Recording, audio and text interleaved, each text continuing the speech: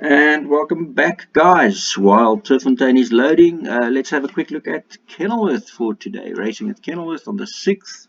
As you can see here, good going. No rain in the last 24 hours, 2 millimeters in the last 7 days, so good conditions. Track is really good. And we start off with Infinite Peace. That does look to have the measure of this field by as much as 6 lengths, judging on the BAT 42 figures here.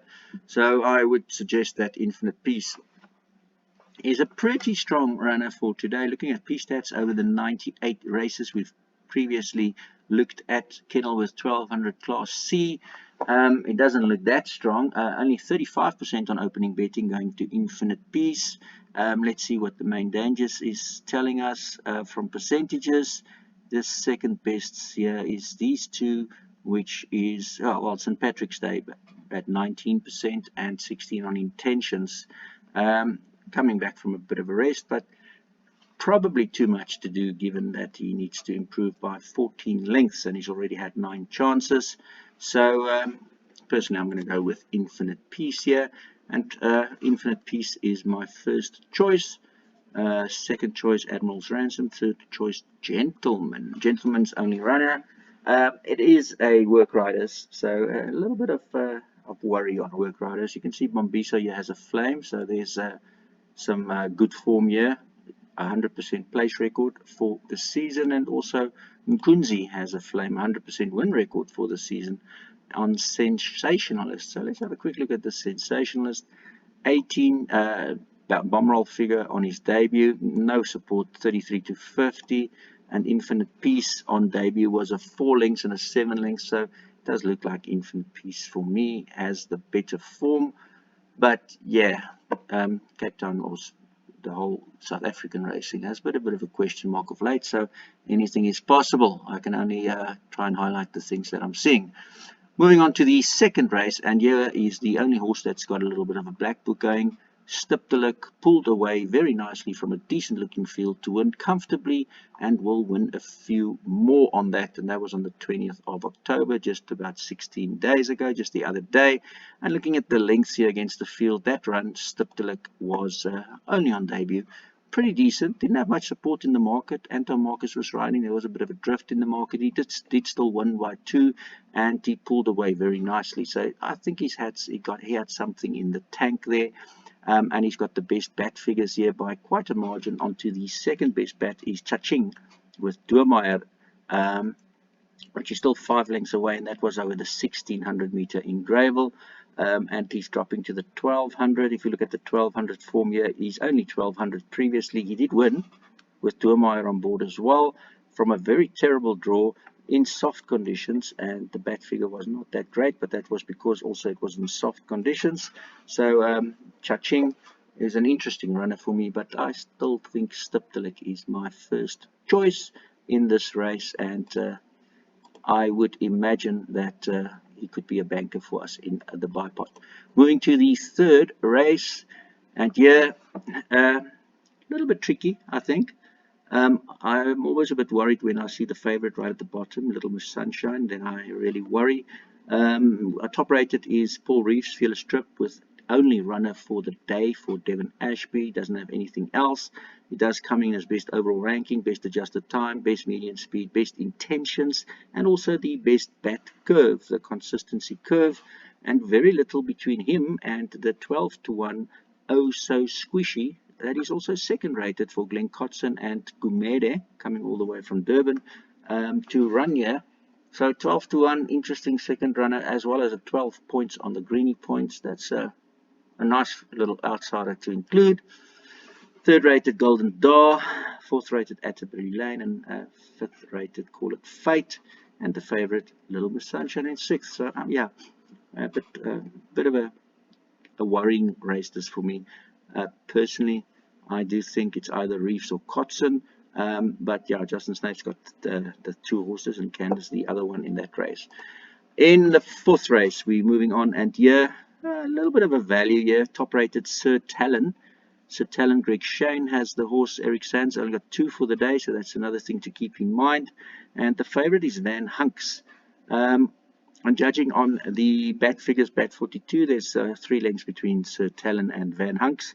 But then there's an interesting Masked Vigilante there that's got about 6 lengths on the field, but in red, meaning that it's over a different distance. So um, if if if Masked Vigilante would like the 1400, then he would be the right horse here. You can see there's a lot of support from him from 4 into 3, from 2 into 0.9, from 3 into 1.6, and those were yielding conditions, so that will help him in making the extra 200 on the good going today. So I wouldn't be leaving Masked Vigilante out of it completely here in this race. Sir Talon, Masked Vigilante, Benjamin, and Van Hunks. I'm expecting the winner coming from one of those 4. In the 5th race, yeah, interesting that Eric Sands and Greg Sheen is again top rated, and this time 14 to 1. Captain Flanders is the editor's first choice here. Very little between the points here, 45, 47, 49, 52. So Captain Flanders is my first choice.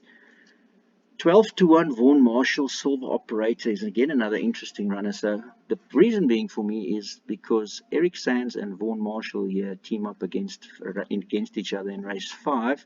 Coincidentally, in race 4, the same two, Eric Sands and Vaughan Marshall, is also here against it.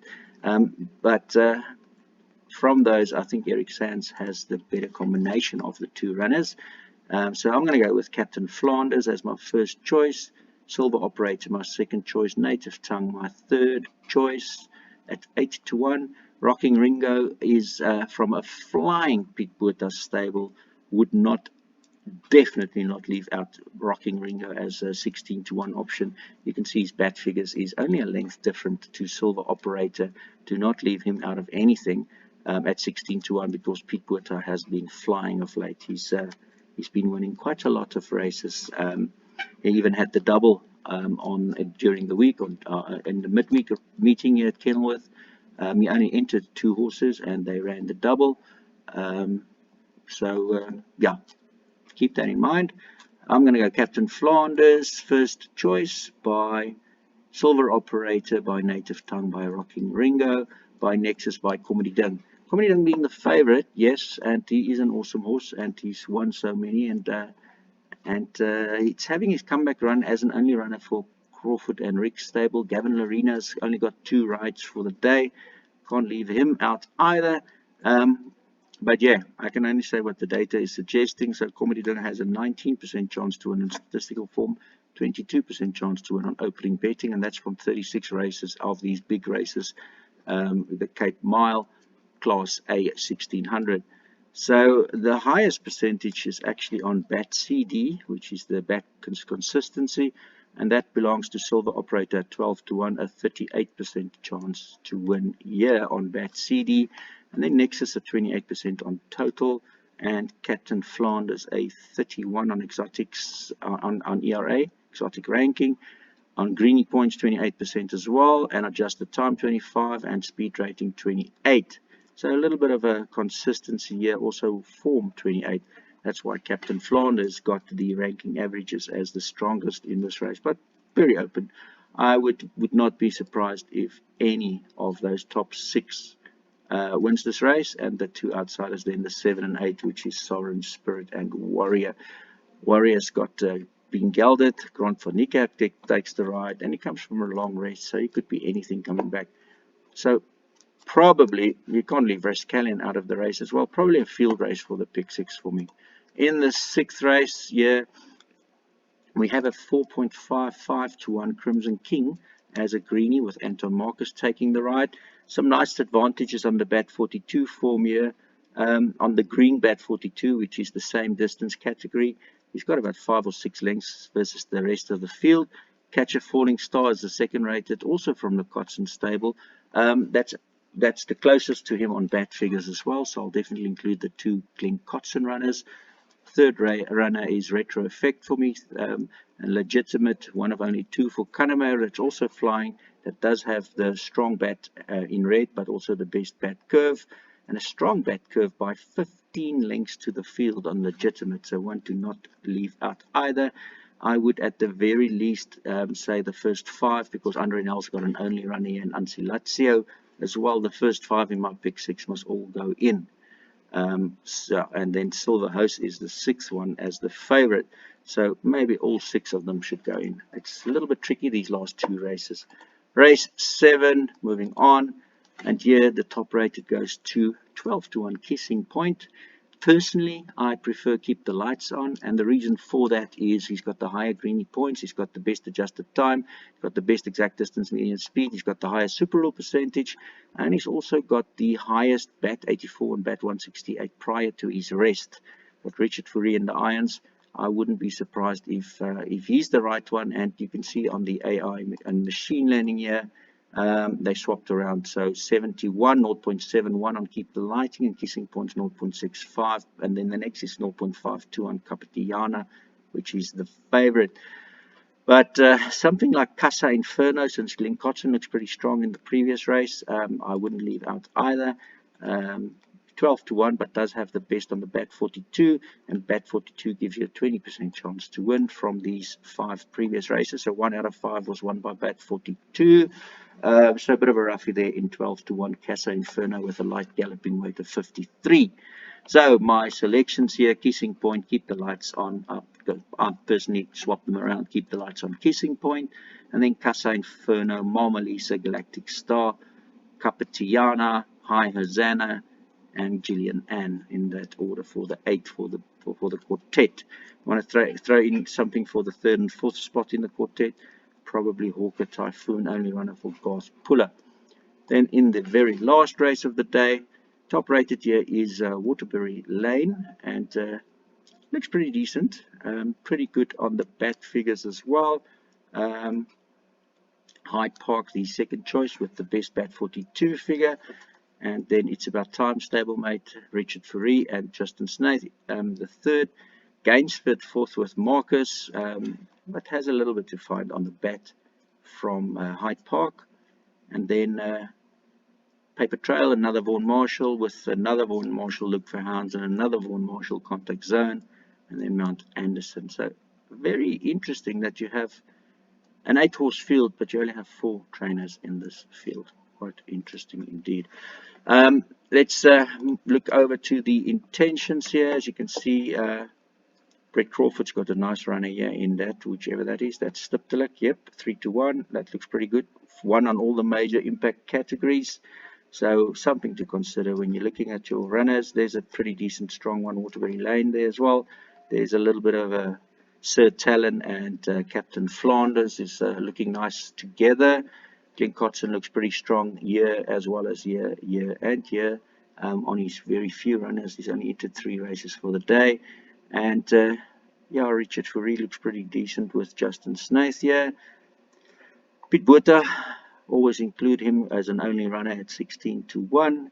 Yeah, so lots to consider. Yeah, you'll see it gets much easier if you keep that ODR on day rules. What it simply does is it checks which draws works, which trainers works, which jockeys works, and it allocates additional points. So if you put that on, you'll see that extra points gets added after every result, which just then improves your day's experience on the ratings for you. Of course, if you don't want that, you just simply switch it off. And then at ranking averages at the back here, you've got 1.5 to 2, 1.4 to 2, 2.5, 2.8, 2.5, 2.8, 3.3, 3.4, 1.9, 3.4. That looks pretty decent, and that is going to Crimson King at 4.5. There's a nice gap, 1.9 to 3.4 for Crimson King, and then that's close, 3.15, 3.18. The last one, 2.4, 2.86 between the Kannemeyer and the Snaith runners. Guys, I hope that helps. As I say, we've got 24 sports in total. 16 of those sports is completely free for everyone to use, but we spent millions in developing, and we'd also be like to add UK, USA horse racing pretty soon. As soon as we can get those contracts for the data, that is extremely expensive. So we have to ask a little bit of a subscription fee of less than $1 a day for horse racing. And then for those 8 sports, also less than $1 a day for those 8 sports. We have 16 sports is completely free. So that's it from us in less than 15 minutes. I hope you have a great day.